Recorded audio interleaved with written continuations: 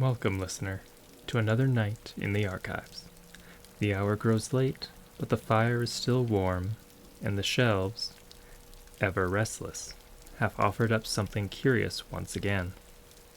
I am the archivist, and it's my duty, or perhaps it is my obsession, to uncover the forgotten fragments of our realms. Letters, journals, missives that were never sent. The quiet voices that history almost let slip away. Tonight I'll read to you one such piece. The parchment is fragile, the words, they're heavy with time, but if we listen carefully, perhaps we can hear the echoes of the soul who wrote them, and the world that they once belonged to. So then, let us begin.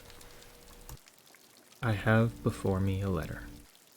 It was found sealed inside a ranger's journal, unearthed from the ruins of an old watch post along the Emberline Forest.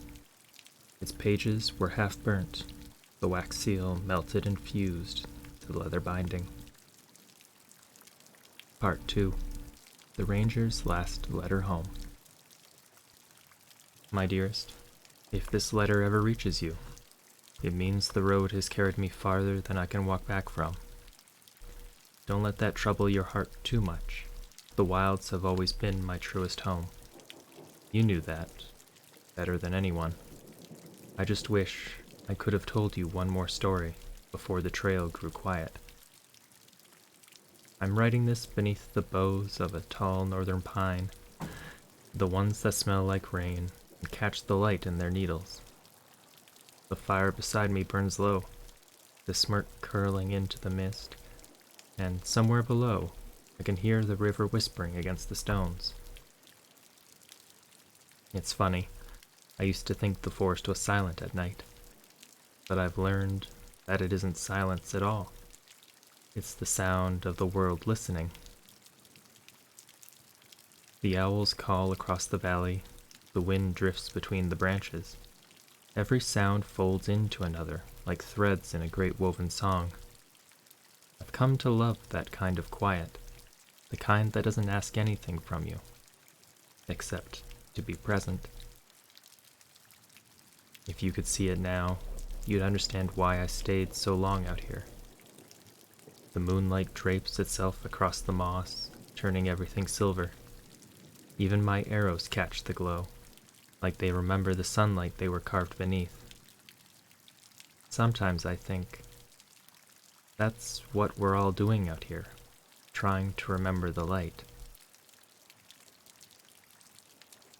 Done my best to keep the borders safe. The villages, the trails, the wild paths that no map remembers anymore. I've tracked the beasts that wandered too close. I've guided travelers when the rivers rose too high.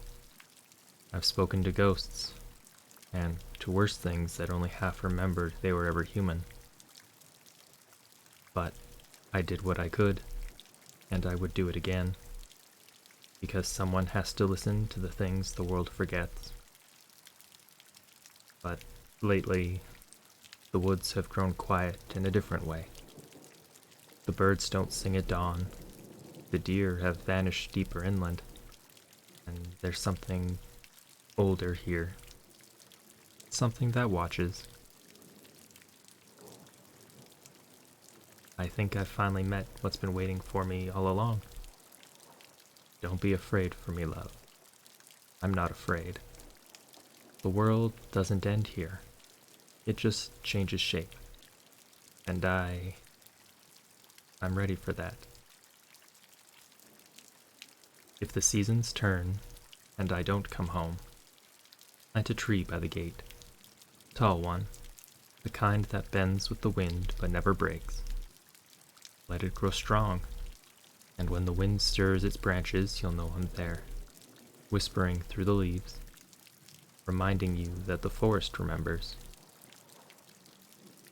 Tell the others that I went where the light fades slowest. Tell them the woods are still beautiful, even in their silence. And tell them to listen. Really listen. If they do, they'll hear the same song I do now. the heartbeat of the wild places, the rhythm of everything that was and everything that will be again. Thank you for loving me enough to let me wander. Thank you for waiting as long as you did. And if you ever find yourself standing at the edge of the forest at dusk, and the wind brushes your cheek just so, that's me, still keeping watch, still walking the line between the wild and the hearthfire. I'll see you again when the trail bends back towards the sunrise. Until then, listen for the wind and know that I love you. Beyond roads, beyond seasons, beyond the turning of the leaves. Good night, my heart. Good night.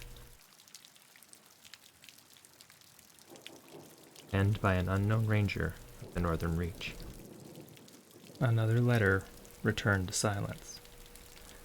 I often wonder what became of those whose words we've just read, whether their stories ended in peace, or if their echoes still linger, waiting for someone, anyone, to remember.